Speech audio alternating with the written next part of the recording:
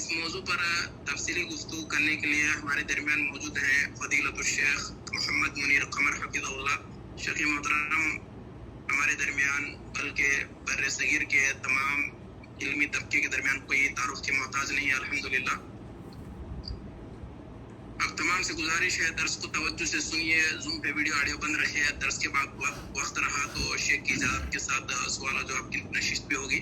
میں بغیر کسی تاخیر کے شیخ محترم کو دعوت دیتا ہوں آئے اپنا موضوع اسلام میں حدیث کا مقام اس پر خطاب شروع کرے. فلیتفضل مشکورا و معجورا و جزاکم اللہ خیرا فضیلت الشیخ محمد منیر قمر حفظہ اللہ. بارک اللہ فیک، جزاک اللہ خیر. ان الحمد للہ نحمدہ ونستعینہ ونستغفرہ ونعوذ باللہ من شرور انفسنا ومن سیئات اعمالنا من یہدہ اللہ فلا مضل له ومن یضلل فلا ہادی له واشہد ان لا الہ الا اللہ وحدہ لا شریک له واشہد ان محمدا عبدہ ورسولہ.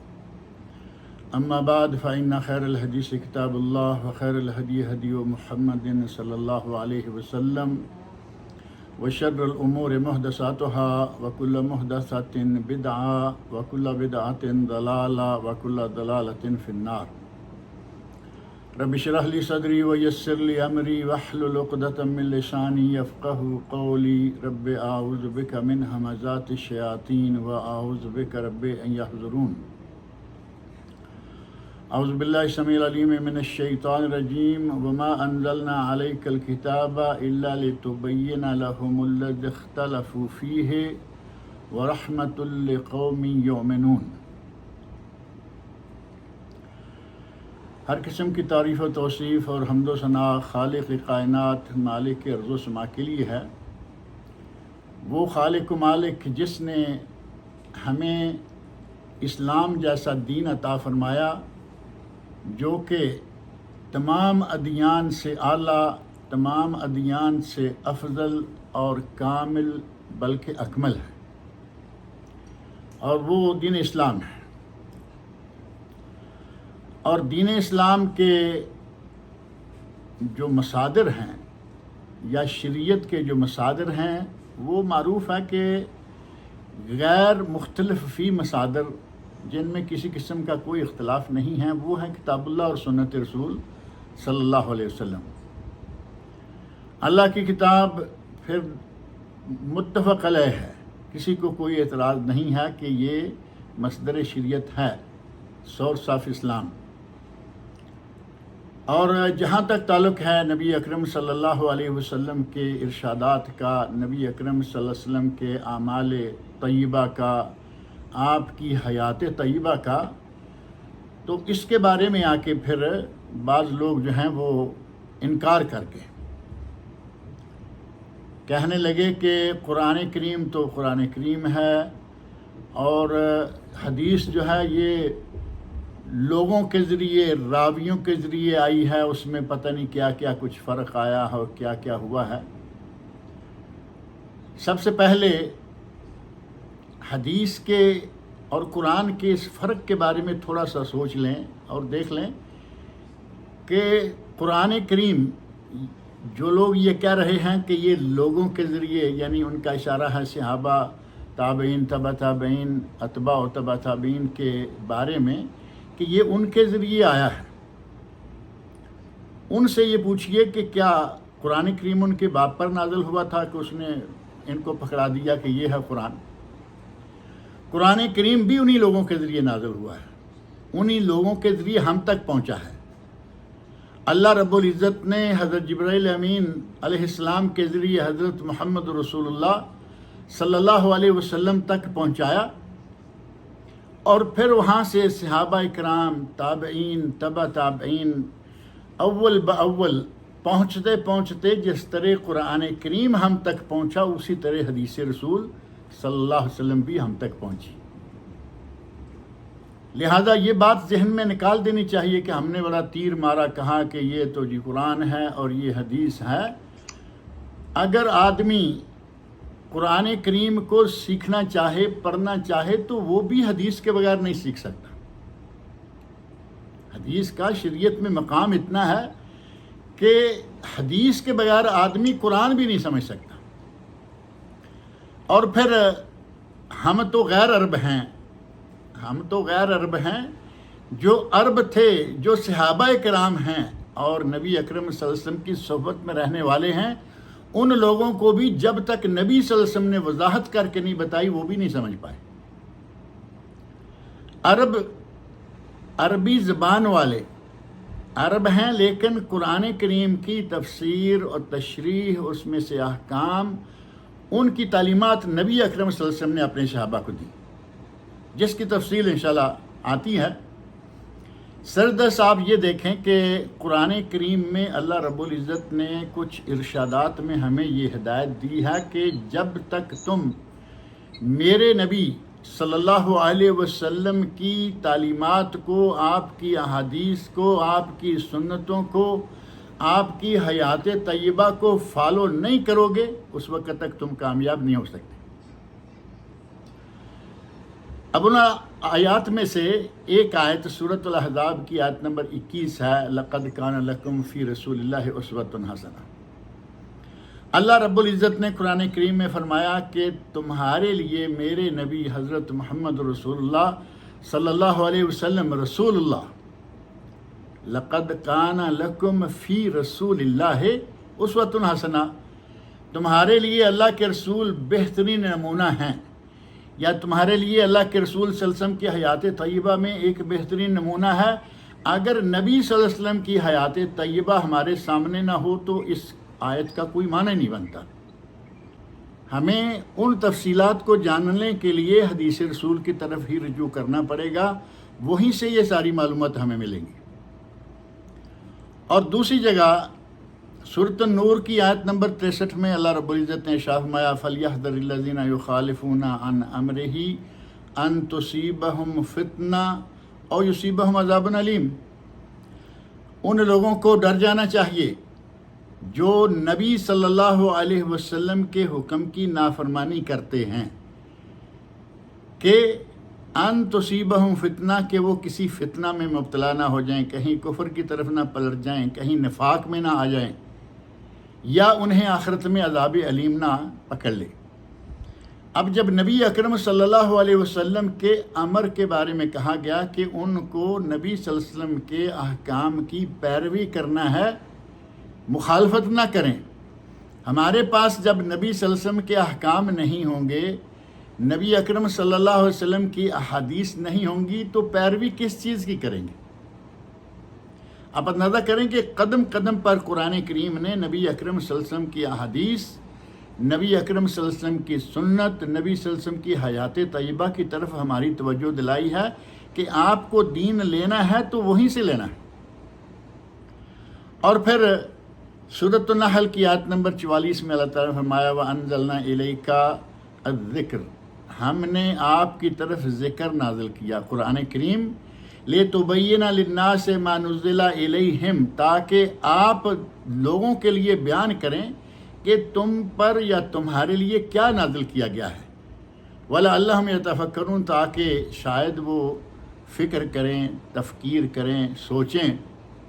تو اس آیت میں بھی اللہ رب العزت نے نبی اکرم صلی اللہ علیہ وسلم کی ذمہ داری یہ لگائی ہے کہ آپ نے قرآن کی تفسیر بیان کرنی ہے، تشریح بیان کرنی ہے. جب نبی صلی اللہ علیہ وسلم کی حدیث و سنت کو نہیں لیتے تو تفسیر کیا اور تشریح کہاں سے آئے گی؟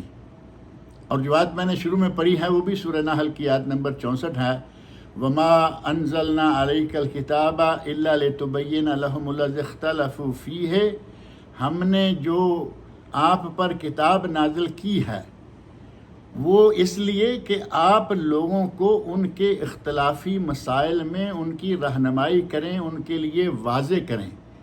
وَرَحْمَةٌ لِّقَوْمٍ يُؤْمِنُونَ، اور اہل ایمان قوم کے لیے یہ رحمت بھی ہے. اب نبی صلی اللہ علیہ وسلم کی ڈیوٹی اللہ لگا رہے ہیں کہ آپ جو چیزیں، جن باتوں میں ان کا اختلاف ہو جائے آپ ان میں فیصلہ کریں گے. اور ہم نے حدیث کو نہ مانا، ہم نے نبی اکرم صلی اللہ علیہ وسلم کی سنت کو نہ دیکھا، آپ کی حیات طیبہ پر ہماری نظر نہ گئی، تو پھر وہ کون سا ہم نے نبی اکرم صلی اللہ علیہ وسلم سے عمل حاصل کیا؟ اختلاف میں فیصلہ کون سا ہم نے لیا؟ اور اسی طرح ہی سورۃ النساء کی آیت 59 بڑی معروف ہے، اطیعوا اللہ و اطیعوا الرسول و اولی الامر منکم، اللہ کی اطاعت کرو، رسول اللہ کی اطاعت کرو اور اولی الامر کی بھی اطاعت کرو۔ اب اولی الامر کی اطاعت جو ہے یہاں اطیعوا کا لفظ نہیں ہے، اطیعوا اللہ و اطیعوا الرسول، یہاں دونوں کے ساتھ اطیعوا ہے، کیونکہ ان کی اطاعت مطلقاً ہے، لیکن وَأُولِي الْأَمْرِ مِنْكُمْ، اور جو اولی الامر ہیں ان کی بھی اطاعت ہے، لیکن مشروط اگر وہ کتاب و سنت کے خلاف نہ کہیں تو۔ فَإِن تَنَازَعْتُمْ فِي شَيْءٍ فَرُدُّوهُ إِلَى اللَّهِ وَالرَّسُولِ، اور اگر تمہارا کسی معاملہ میں تنازع ہو جائے، فَرُدُّوهُ إِلَى اللَّهِ وَالرَّسُولِ، اگر تنازع ہو جائے تو اپنے معاملے کو اللہ اور اس کے رسول کی طرف پھیر دو، اللہ اور رسول کی عدالت میں لے جاؤ۔ اللہ کی عدالت کیا ہے؟ قرآن کریم۔ اور رسول اللہ صلی اللہ علیہ وسلم کی عدالت کیا ہے؟ جب آپ زندہ تھے حیات طیبہ، جب آپ وفات پا گئے تو آپ کی زبان مبارک سے نکلے ہوئے کلمات یا آپ کی زندگی، آپ کی حیات، آپ کی سیرت اور آپ کی عملی زندگی، وہ ساری کی ساری ہمارے لیے ہے۔ فردوہ الی اللہ والرسول ان کنتم تؤمنون باللہ والیوم الآخر۔ اللہ رب العزت نے قدم قدم پر ہماری رہنمائی فرمائی کہ یہ ہے تمہارے لیے نجات کا ذریعہ کہ کتاب اللہ اور سنت رسول صلی اللہ علیہ وسلم ان دونوں کو اپنانا ہے۔ اور اگر کوئی اللہ کی محبت حاصل کرنا چاہتا ہے، اب ظاہر ہے کہ ہر آدمی دین پر عمل کر رہا ہے تو اس کی نیت یہ ہے کہ اللہ کی محبت حاصل ہو جائے، اللہ کی رضا حاصل ہو جائے، اور دین کا کوئی بھی کام سر انجام دیتا ہے تو اصل بنیادی غرض تو یہی ہوتی ہے نا کہ ہمیں اللہ کی رضا حاصل ہو جائے۔ اور اگر اللہ کی رضا حاصل کرنی ہے تو اس کے لیے جو طریقہ اللہ رب العزت نے خود بیان فرمایا سورہ آل عمران کی آیت نمبر 31 میں، وہ ہے قُلْ إِن كُنتُمْ تُحِبُّونَ اللَّهَ فَاتَّبِعُونِي يُحْبِبْكُمُ اللَّهُ وَيَغْفِرْ لَكُمْ ذُنُوبَكُمْ وَاللَّهُ غَفُورٌ رَحِيمٌ۔ اللہ تعالیٰ نے فرمایا کیا میرے نبی ان سے کہہ دیجئے کہ اگر تم ان کنتم تحبون اللہ، اگر تم اللہ سے پیار کرتے ہو، فاتبعونی، میری اطاعت کرو، میری اتباع کرو۔ اب میری اتباع کرو، اللہ رب العزت کہہ رہے ہیں نبی اکرم صلی اللہ علیہ وسلم کو کہ ان سے کہہ دیجئے کہ میری اتباع کرو۔ اور ہمارے پاس حدیث رسول نہیں ہوگی تو نبی صلی اللہ علیہ وسلم کی اطاعت کیسے کریں گے؟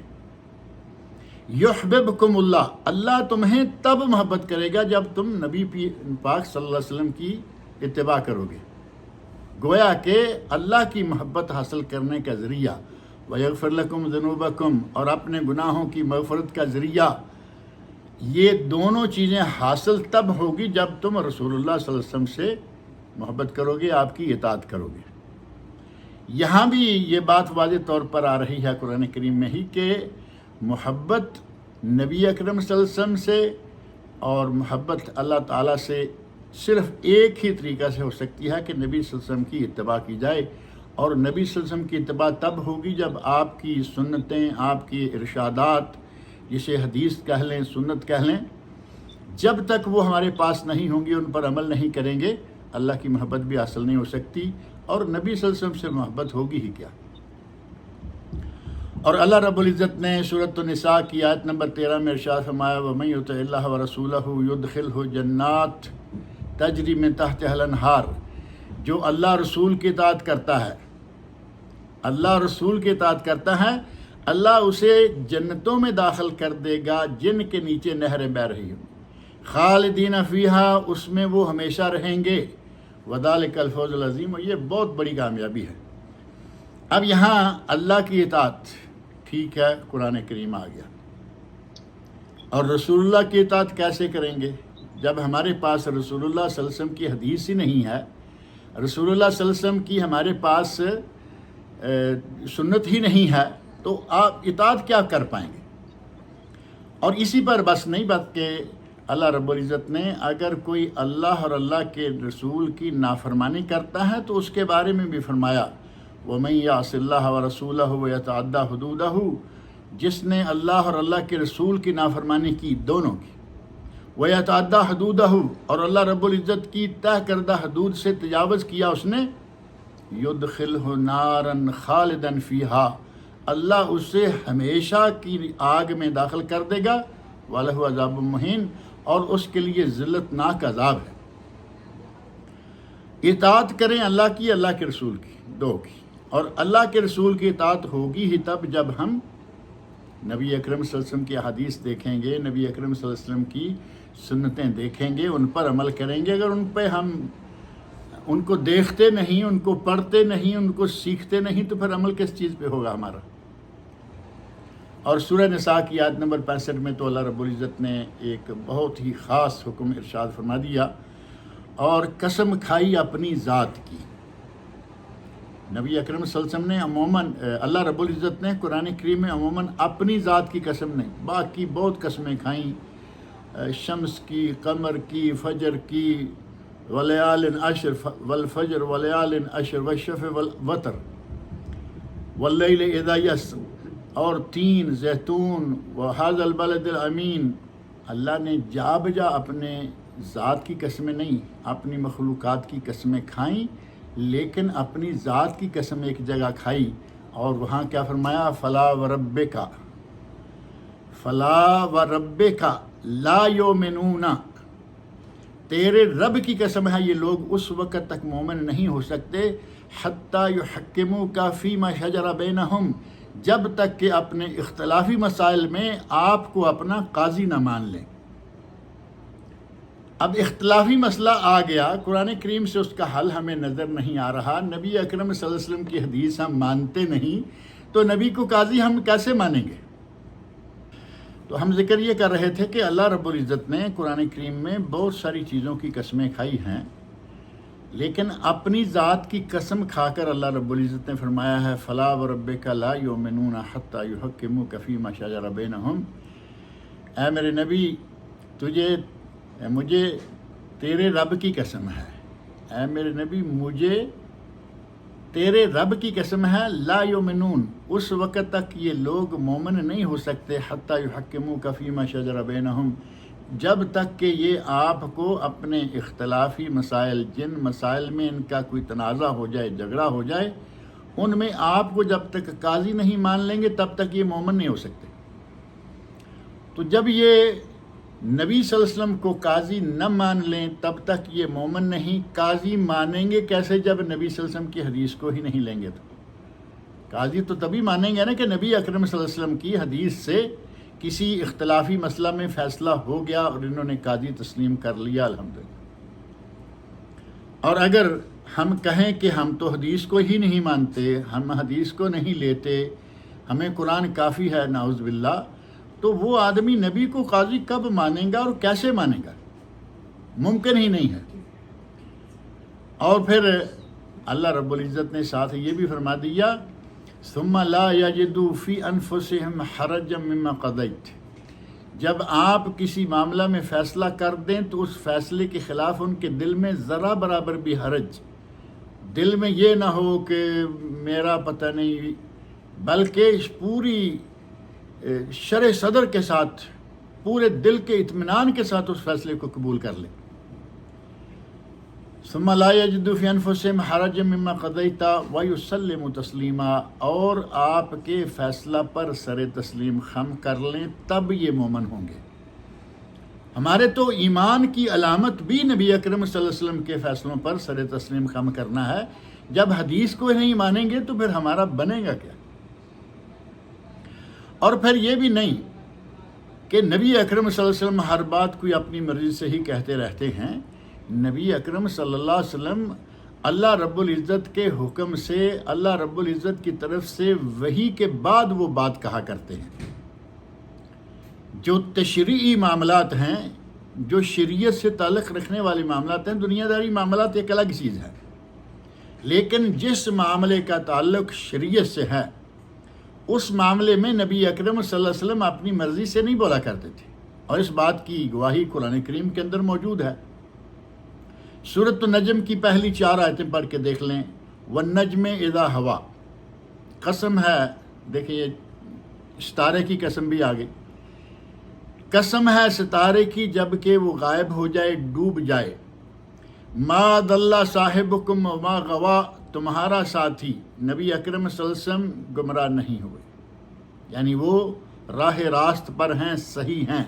وما ينطق عن الہوا، وما ينطق عن الہوا، نبی پاک صلی اللہ علیہ وسلم اپنی ہوا، اپنی خواہش، اپنی مرضی سے بات نہیں کرتے، ان هو الا وحی یوحی، جب تک کہ آپ کو وحی نہ کی گئی ہو۔ یعنی نبی اکرم صلی اللہ علیہ وسلم کی زبان مبارک سے نکلے ہوئے کلمات وحی الہی ہوتے ہیں، اور خاص طور پر جب وہ شریعت کا معاملہ ہو۔ اگر کوئی حدیث صحیح سند سے ثابت ہے تو وہ گویا کہ اسی طرح ہے جس طرح کہ قرآن کریم ہے۔ صحیح سند سے ثابت ہونا اس کا ضروری ہے، کیونکہ حدیثوں میں تو آج کل بہت ساری حدیث ہے نا، بعض محدثین نے صحیح احادیث اور حسن اور صحیح احادیث کو جمع کیا تو 16-17 ہزار کل بنی، جبکہ حدیثیں لاکھوں کی تعداد میں اس وقت کتابوں میں موجود ہیں۔ مقررات نکال دی جائیں جو بار بار آتی ہیں، ان کو بھی نکال دیا جائے تو 16-17 ہزار سے بہت زیادہ حدیثیں موجود ہیں۔ اور یہ بھی نہیں کہ یہ 16-17 ہزار ہی کوئی فائنل ہے، دو ایک علماء نے یہ کتابیں جمع کی ہیں، جن میں سے علامہ محمد ناصر الدین البانی رحمۃ اللہ علیہ ہیں، ان کے سلسلۃ الاحادیث الصحیحہ میں 16 ہزار سے کچھ زیادہ حدیثیں ہیں۔ اسی طرح ڈاکٹر اعظمی رحمہ اللہ جو مدینہ منورہ میں تھے، انہوں نے جو کتاب لکھی ہے احادیث کا مجموعہ جمع کیا ہے صحیح احادیث کا، اس میں بھی 16-17 ہزار حدیثیں اور بھی ممکن ہیں، لیکن مجموعی طور پر لاکھوں حدیثیں موجود ہیں۔ تو جو صحیح سند سے ثابت حدیث ہے وہ گویا کہ وحی الہی ہے، قرآن کریم کی اس آیت یا ان آیات کی روح سے، کہ نبی صلی اللہ علیہ وسلم اپنی مرضی سے نہیں بولتے۔ اور یہاں ایک بات اور میں ذکر کر دوں کہ لوگ حدیث کے نام سے کچھ ڈرتے بھی بہت ہیں، گھبراتے بھی بہت ہیں کہ شاید یہ کوئی اہل حدیثوں کی میراث ہے۔ حدیث شاید صرف محدثین کی اور اہل حدیث کی میراث ہے، ہماری نہیں ہے۔ ان کے یہاں تو حدیث کا لفظ بھی تھوڑا سا اجنبی سا ہوتا جا رہا ہے کہ وہ سمجھتے ہیں کہ یہ اہل حدیثوں کا ہے، ہم تو اہل سنت ہیں۔ واللہ کے بندو، سنت اور حدیث دونوں ایک ہی معنی میں ہیں، کوئی خاص فرق نہیں ہے۔ نبی اکرم صلی اللہ علیہ وسلم کی زبان مبارک سے جو کچھ نکلا وہ حدیث ہے، نبی اکرم صلی اللہ علیہ وسلم نے جو کچھ کر دیا، عملی نمونہ پیش کر دیا، وہ سنت ہے۔ اور حدیث کی بھی دو نہیں، ایک تیسری قسم بھی ہے۔ ایک قولی حدیث جو آپ کے ارشادات ہیں جن کو حدیث کہا گیا، دوسری ہے فعلی یا عملی حدیث جو آپ نے کر دکھایا، سنت، حیات طیبہ، سیرت۔ اور ایک تیسری حدیث ہے اور وہ ہے حدیث تقریری۔ اور تقریری حدیث کیا ہے؟ نبی اکرم صلی اللہ علیہ وسلم نے کوئی کام کیا تو نہیں، لیکن آپ کے سامنے وہ کام کیا گیا، آپ نے اسے منع نہیں کیا، اسے روکا نہیں کرنے والے کو، وہ گویا کہ شریعت ہو گیا۔ اسے کہتے ہیں حدیث تقریری، کہ آپ نے کسی کام کو برقرار رہنے دیا۔ مثال کے طور پر نبی صلی اللہ علیہ وسلم نے فجر کی 2 سنتیں فرضوں کے بعد اٹھ کے نہیں پڑھی۔ فجر کی 2 سنتیں آپ نے فرضوں کے بعد نہیں پڑھی۔ سورج نکل کر پڑھنے والی حدیث تو خیر ہوئی نا ایک الگ، وہ تو سند کے اعتبار سے صحیح بھی نہیں، لیکن اگر صحیح مان بھی لیا جائے تو اس پہ لوگ عمل نہیں کرتے، ایک غلط جگہ پہ آ کے عمل کرتے ہیں۔ ایک چور دروازہ عجیب سا بنایا ہوا ہے، ادھر فرضوں کی جماعت کھڑی ہے اور یہ سنتیں پڑھ رہے ہوتے ہیں، جبکہ نبی اکرم صلی اللہ علیہ وسلم کے سامنے ایک آدمی نے فجر کے بعد اٹھ کر 2 رکعتیں پڑھی تو آپ نے گزرتے ہوئے کہا کیا فجر 4 رکعتیں ہو گئی ہیں؟ تو صحابی نے کہا نہیں یا رسول اللہ، میری سنتیں رہ گئی تھی، میں نے وہ سنتیں اب پڑھی ہیں۔ حدیث میں الفاظ موجود ہیں فَسَكَتَ رسول اللہ صلی اللہ علیہ وسلم، نبی اکرم صلی اللہ علیہ وسلم خاموش ہو گئے، آپ نے نہیں کہا کہ یہ غلط ہوا۔ اگر یہ کام غلط ہوا ہوتا تو آپ کبھی خاموش نہ رہتے، بلکہ آپ یقیناً یہ کہہ دیتے کہ یہ کام غلط ہے، ایسے نہ کرو۔ آپ کے سامنے کام ہوا، آپ خاموش رہے، آپ کی خاموشی رضا، سکوتہ رضاہ معروف، کہ آپ کا سکوت اور خاموشی رضا ہے آپ کی یہ حدیث تقریری ہو گئی کہ آپ نے اس صحابی کے عمل کو برقرار رہنے دیا۔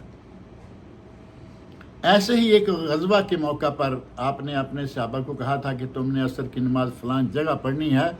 کچھ لوگوں نے راستے میں عصر ہو گئی، کہا کہ ہم تو عصر پڑھتے ہیں کیونکہ وقت ہو گیا ہے، اور نبی صلی اللہ علیہ وسلم نے یہ تو نہیں چاہا تھا کہ نماز کو وقت سے نکال لینا، آپ کا تو یہ تھا کہ جلدی وہاں پہنچو، لیکن عصر کا وقت ہو گیا، کچھ نے وہیں پڑھ لی، کچھ نے اس مقررہ مقام پہ جا کے پڑھی۔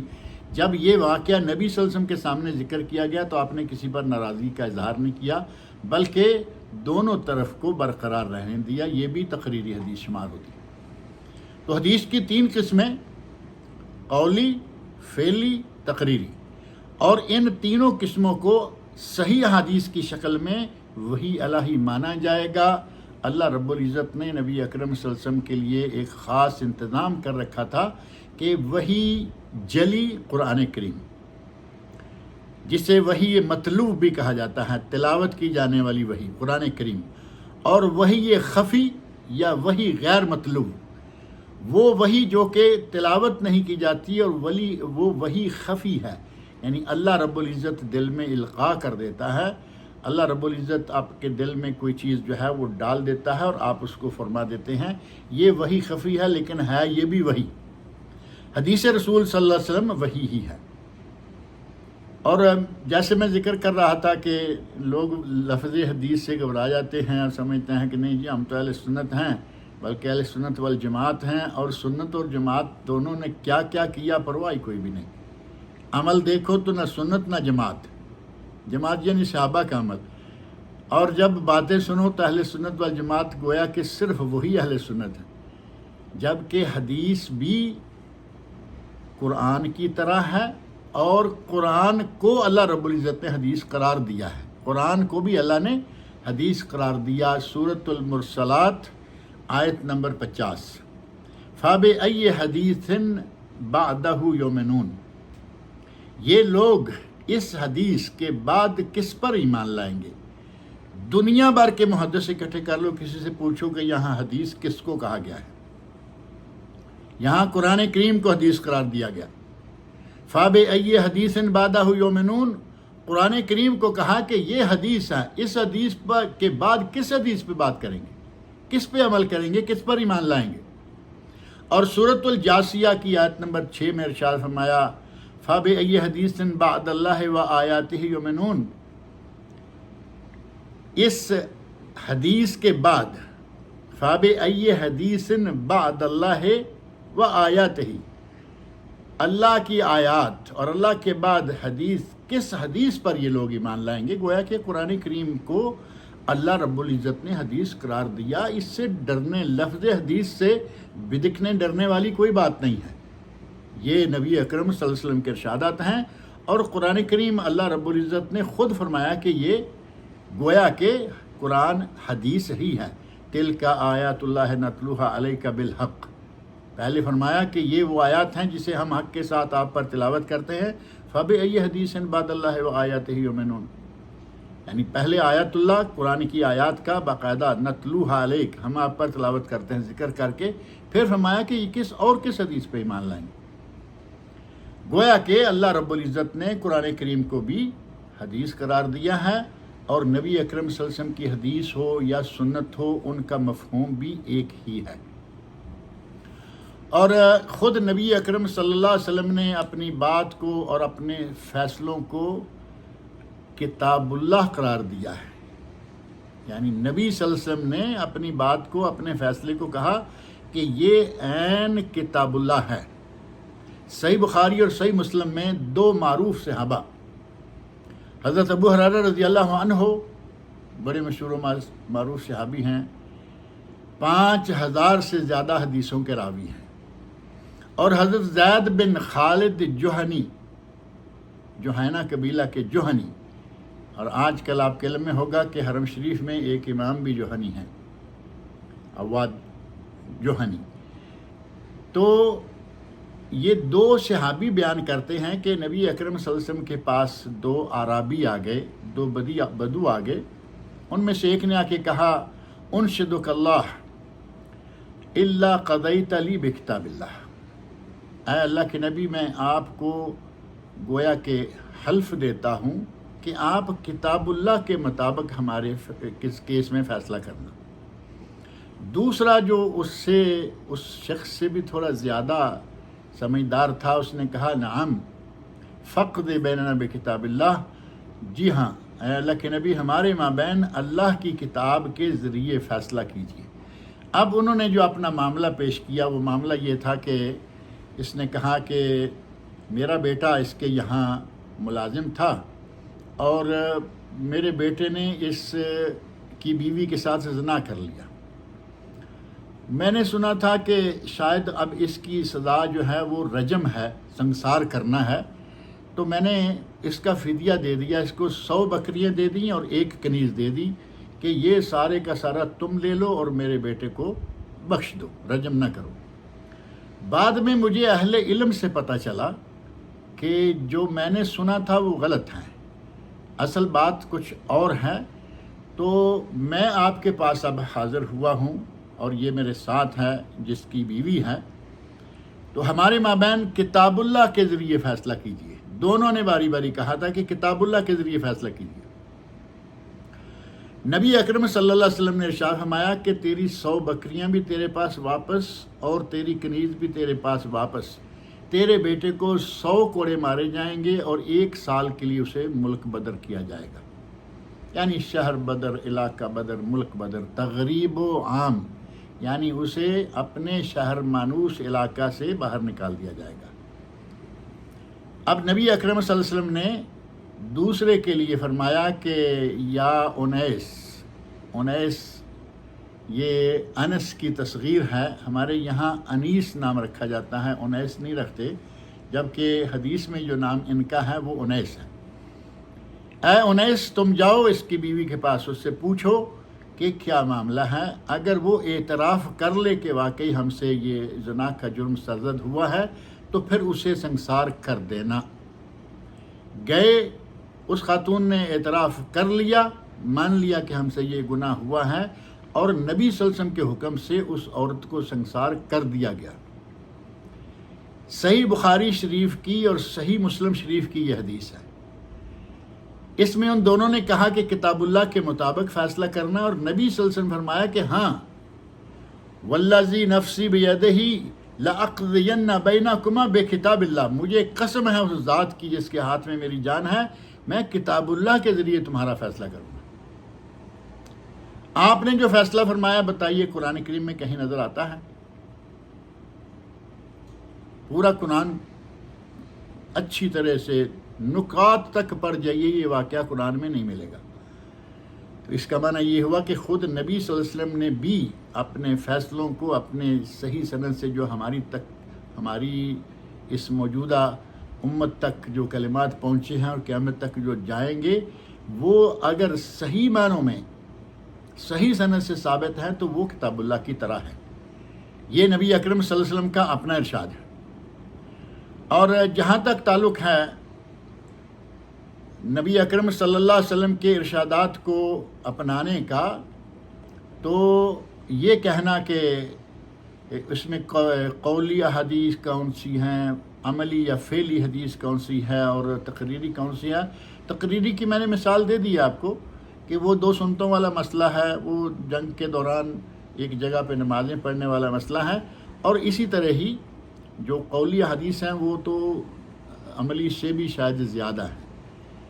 اور ان میں سے من کان یؤمن باللہ ایک معروف حدیث ہے، من کان یؤمن باللہ والیوم الآخر فلا یؤذ جارہ، صحیح بخاری شریف میں ہے۔ جو آدمی اللہ پر ایمان رکھتا ہے، قیامت کے دن پر ایمان رکھتا ہے، وہ اپنے پڑوسی کو اذیت نہ دے، اپنے مہمان کی عزت کرے، ان کی خدمت کرے۔ مختلف قسم کی احادیث جن میں یہ الفاظ آتے ہیں من کانا، یا جن میں آپ نے حکم ارشاد فرمائے ہیں ما اتاکم، جو احادیث سے جن میں یہ ارشادات ہیں یہ ہو گئی قولی، اور جو عملی احادیث ہیں ان میں عموماً صحابہ کرام نے چونکہ وہ دیکھا، آپ کو صحابیات نے دیکھا، امہات المومنین دیکھا، ان میں عموماً لفظ کانا شروع میں آتا ہے، کان النبیو، کانا رسول اللہ صلی اللہ علیہ وسلم. جیسے ابو داؤد میں خطبہ کے 2 حصے کرنے کے بارے میں موجود ہے نا، کان نبی صلی اللہ علیہ وسلم یخطب خطبتین، نبی صلی اللہ علیہ وسلم 2 خطبے، جمعہ کے 2 خطبے ارشاد فرمایا کرتے تھے، اور ان 2 خطبوں کے درمیان میں تھوڑا سا بیٹھتے تھے. تو یہ تینوں طرح کی حدیث ہو گئی، قولی بھی، عملی بھی اور تقریری بھی. اور قرآن فہمی لوگ قرآن فہمی کے نام پہ بڑے کام چلا رہے ہیں، لیکن اگر کوئی کہے کہ وہ حدیث کے بغیر قرآن فہمی کر لے گا تو اس سے یہ ممکن ہی نہیں. آپ کو قرآن کا اولی مخاطب ہے محمد رسول اللہ صلی اللہ علیہ وسلم، آپ کو قرآن انہی کی حدیث سے، آپ کو قرآن انہی کی سنت سے، آپ کو قرآن انہی کی سیرت سے سیکھنا ہوگا، تب جا کے ملے گا. اور نبی صلی اللہ علیہ وسلم کی ڈیوٹی یہ بھی نہیں تھی. ہمارے یہاں پیغمبر کا لفظ جو ہے نا، یہ فارسی میں پیغامبر، پیغام لے جانا والا، جسے دوسرے لفظوں میں چٹھی رساں بھی کہہ سکتے ہیں، ڈاکیہ. نبی صلی اللہ علیہ وسلم صرف ڈاکیے نہیں تھے. ڈاکیے کا کام کیا ہے؟ بند لفافہ لیا اور جا کے گھر والوں کو پہنچا دیا. اسے کھولنے کی اجازت نہیں ہوتی، الا یہ کہ گھر والا کوئی کہے کہ بھائی ذرا کھول کے پڑھ دو. بعض لوگ گھروں میں پڑے ہوئے نہیں ہوتے تو وہ ایسا کر لیتے ہیں. اگر ایسا ہے تو ٹھیک ہے، کھول دے گا، نہیں تو نہیں. نبی صلی اللہ علیہ وسلم وہ ڈاکیے نہیں تھے، نبی صلی اللہ علیہ وسلم وہ پیغمبر نہیں تھے. نبی اکرم صلی اللہ علیہ وسلم نے قرآن کریم کو نہ صرف پہنچایا بلکہ پڑھ کر اور اس کا ترجمہ، تشریح اور وضاحت کر کے لوگوں کو بتایا. تو اس کا معنی یہ ہوگا کہ نبی اکرم صلی اللہ علیہ وسلم کی حدیث، آپ کے ارشادات، آپ کی عملی زندگی جب تک ہمارے سامنے نہیں ہوگی، نہ ہم قرآن کو سمجھ سکتے ہیں، نہ ہم اسلام پر عمل کر سکتے ہیں. تشریعی امور جتنے ہیں، نماز ہے، ان منکرین حدیث سے آدمی پوچھے کہ نماز کا ذکر تو ٹھیک ہے، 1 2 4 نہیں، سینکڑوں مرتبہ قرآن کریم میں آیا، لیکن 5 نمازوں کی کتنی رکھتے ہیں، 1 رکعت کیسے پڑھی جائے گی، 2 کیسے، 3 کیسے یہ سارا کچھ ہوگا. قرآن کو اقیم الصلاۃ تو مان لیا، پڑھ لیا، نماز قائم کرو، کیسے قائم کرو یہ معلوم نہیں ہوگا. روزہ ہے، کیسے رکھنا ہے، کیسے ٹوٹ جائے گا، کیسے صحیح رہے گا. اور اسی طرح حج ہے، حج کیسے کرنا ہے، یہ ساری چیزیں جو ہیں یہ ہمیں نبی اکرم صلی اللہ علیہ وسلم کی احادیث ہی سکھائیں. اور کچھ چیزیں ہوتی ہیں تدبیری امور جن میں مشورہ کیا جاتا ہے، جیسا کہ نبی اکرم صلی اللہ علیہ وسلم کو باقاعدہ حکم دیا گیا، وَشَاوِرْهُمْ فِي الْأَمْرِ، معاملات میں ان کے ساتھ مشورہ کیجئے. جنگ ہے، قیدیوں کا معاملہ ہے، کچھ بھی ہے تو مشورہ کرنے کا حکم دیا. جہاں شریعت کا مسئلہ آئے گا وہاں کوئی مشورہ نہیں، وہ صرف اللہ اور اللہ کے رسول کے مابین. اور بعض امور میں ہیں اجتہادی بھی ہوتے ہیں، بعض امور طبعی ہیں. طبعی امور میں بھی اسلام نے کچھ زیادہ دخل اندازی نہیں کی. لباس ہے، ٹھیک ہے، جو جیسا لباس پہنے، بنیادی شرط یہ ہے کہ وہ حلال سے ہو، حلال کے پیسے سے خریدا گیا ہو، اور دوسرا یہ کہ وہ ساتر ہو. ساتر مردوں کے لیے ساتر کتنا ہوگا، وہ مردوں کی سرہ یا ناف سے لے کے گھٹنوں تک یہ سطر ہے. ڈانپے ہوئے ہو، نماز پڑھنی ہے، کندھے پر بھی کچھ نہ کچھ ہونا چاہیے. عورتوں کے لیے سارا جسم ہی ان کا سطر ہے، سارے جسم کو ڈھانپے ہوئے ہو، اور کپڑا اتنا باریک نہ ہو کہ اس میں سے جسم نظر آئے، اور نہ ہی کپڑا اتنا ٹائٹ سلا ہوا ہو کہ وہ جسم کے اعضاء کی چغلی کھائے. اور ایک شرط اور لگا دی، کہا کہ مرد عورت کی مشابہت نہ کرے اور عورت مرد کی مشابہت نہ کرے، بلکہ لعنت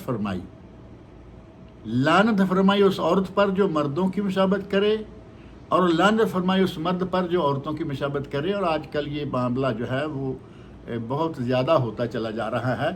اللہ تعالی ہمارے مردوں کو، عورتوں کو، سب کو ہدایت دے. مردوں والے لباس مرد پہنیں، عورتوں والے لباس عورتیں پہنیں. مردوں والے کام مرد کریں، عورتوں والے کام عورتیں کریں. عورتوں والے زیورات مردوں کو پہننا کوئی زیب دیتا ہے، لیکن آج کل آپ دیکھتے ہیں کہ سارا کچھ ہے. اس سلسلہ میں ایک بات حضرت عمران بن حسین رضی اللہ عنہ، معروف صحابی ہیں وہ بھی، ان کا ایک واقعہ بڑا عبرتناک ہے۔ ان کے پاس کوئی آدمی آ گیا اور وہ آ کے کہتا ہے کہ میں کوئی بات پوچھنا چاہتا ہوں اور میری بات جو ہے وہ صرف قرآن سے بتانا ہوگا، میری بات جو ہے وہ صرف قرآن سے بتانا ہوگا۔ حضرت عمران بن حسین رضی اللہ عنہ فرماتے ہیں اِنَّكَ امْرُؤٌ احمق، تو احمق انسان ہے، اگر صرف قرآن سے تمہیں ہر کچھ سمجھانا ہوگا تو یہ دیکھ لیجئے کہ ظہر کی نماز 4 رکعتیں کہاں لکھا ہے قرآن میں؟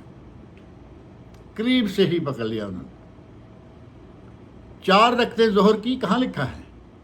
زکوٰۃ کی مقدار کہاں لکھی ہے کہ 2.5% اور اتنے کرنی ہے، اس پہ اتنی زکوٰۃ ہے، اتنی ہے؟ قرآن کریم میں اللہ رب العزت نے حکم دیا ہے اور نبی اکرم صلی اللہ علیہ وسلم کے ارشادات جو ہیں وہ ان کی تشریح ہیں۔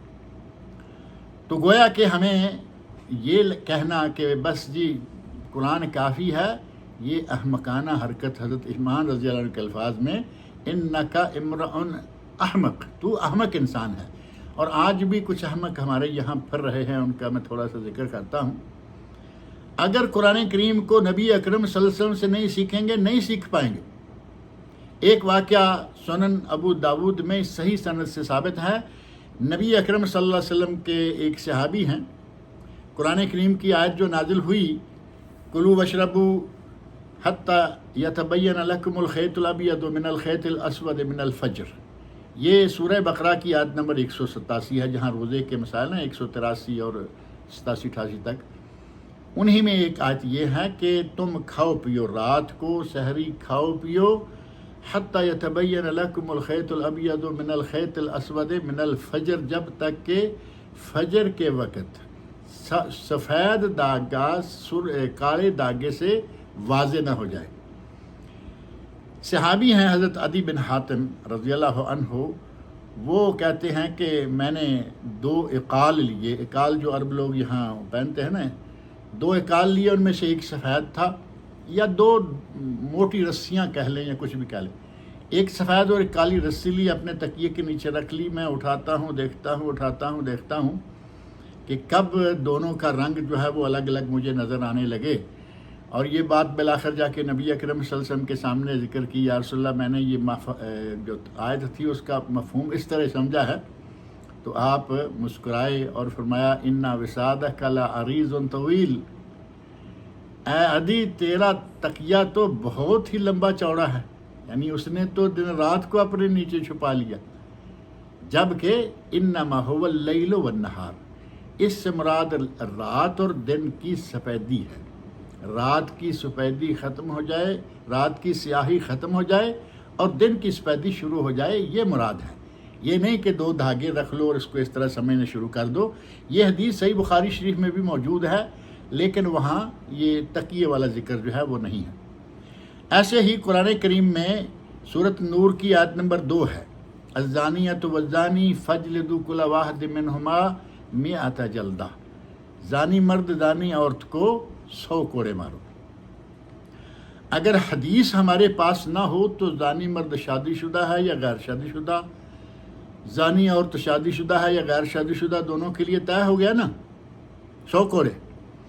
جبکہ نبی اکرم صلی اللہ علیہ وسلم کی حدیث ابھی میں نے پہلے 2 بدوؤں کے حوالے سے ذکر کی ہے کہ عورت بیوی اس کی چونکہ شادی شدہ تھی، اس سے سنگسار کیا گیا، صحیح بخاری مسلم کے حوالے سے، اور لڑکے کو 100 کوڑے مارے گئے۔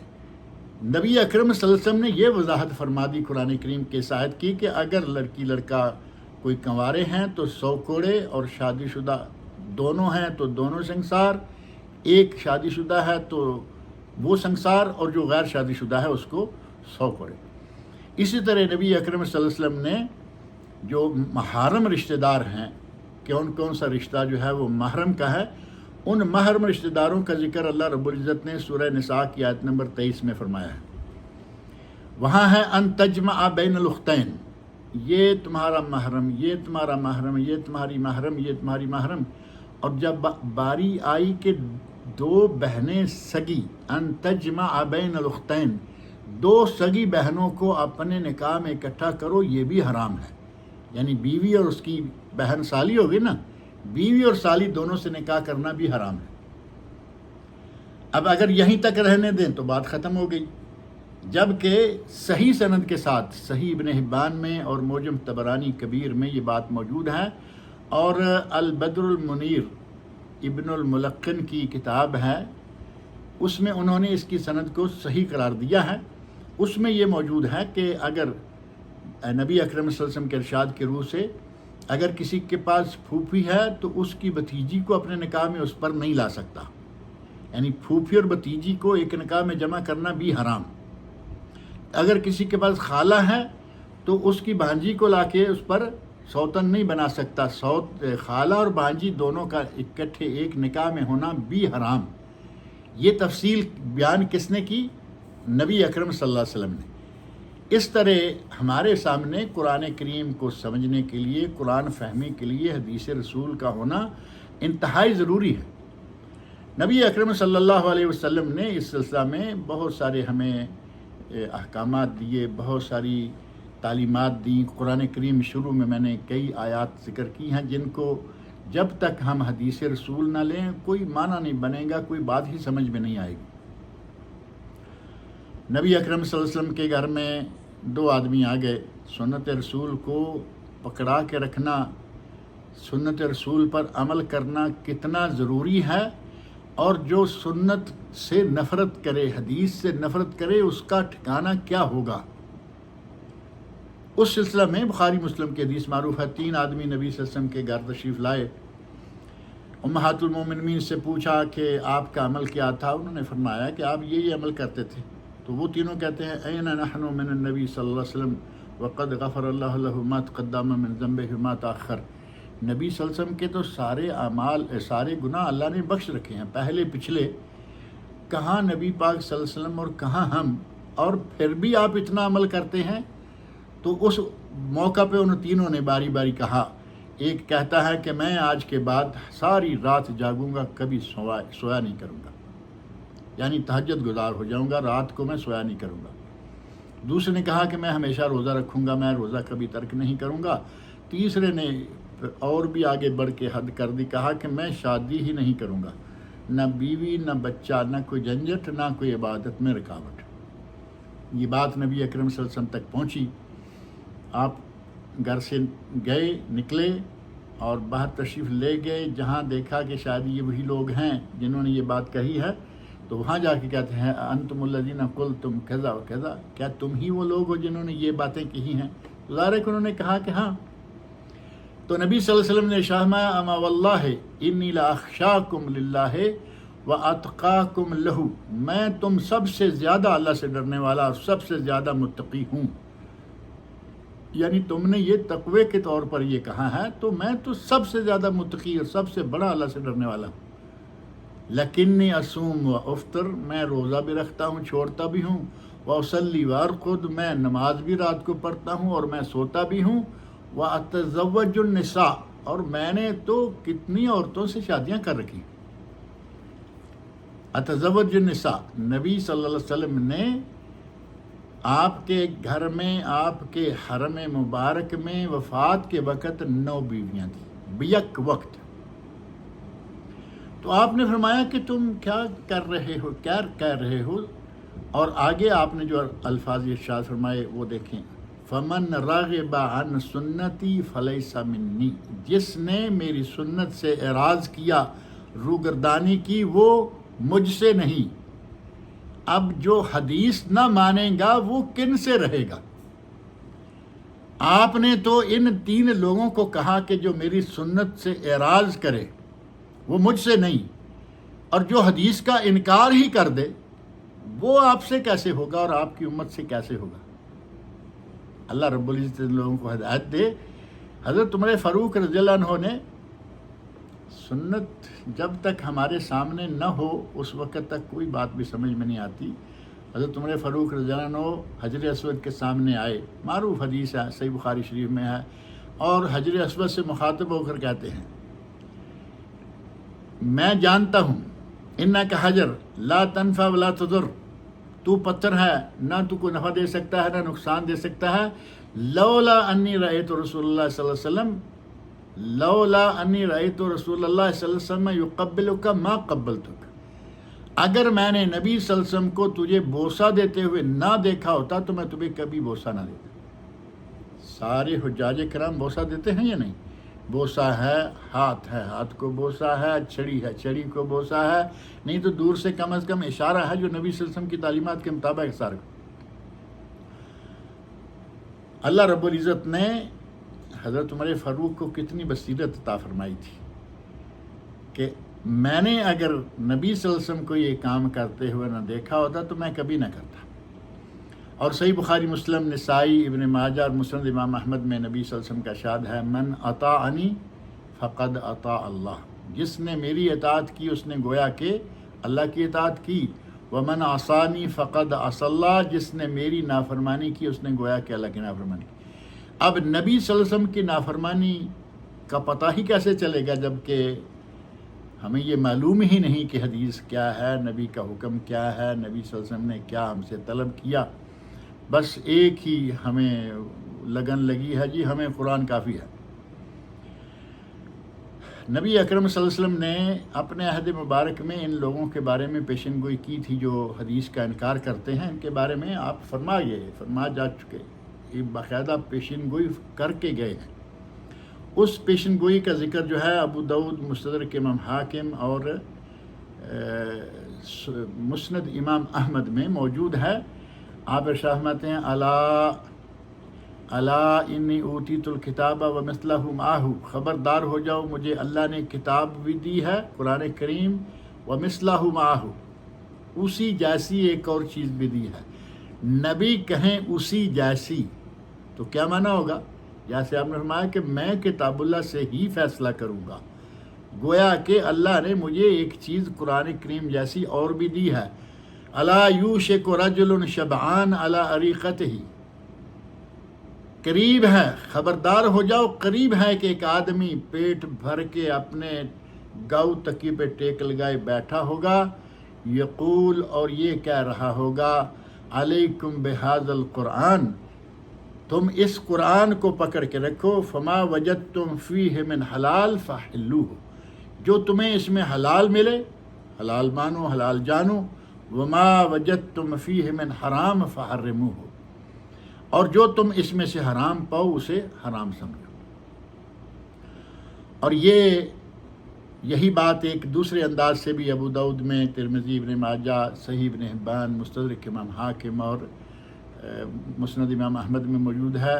لألفین احدکم متکئا علی اریکتہ، ایک آدمی تم میں سے کوئی لوگ ایسے ہوں گے جو ایک آدمی کو پائیں گے، یاتیہ الامر من امری، میری حدیث، میری بات اس بات تک پہنچے گی، مما امرتکم بہی، ان باتوں میں سے جو میں نے تمہیں کہی ہیں، جن کا تمہیں حکم دیا ہے، او نہیتکم عنہ، یا میں نے تمہیں اس سے منع کیا ہے، فیقول لا ندری، تو وہ کہے گا ہم نہیں جانتے، ما وجدنا فی کتاب اللہ اتبعناہ، ہمیں جو کتاب اللہ میں ملے گا ہم اس کی اتباع کریں گے۔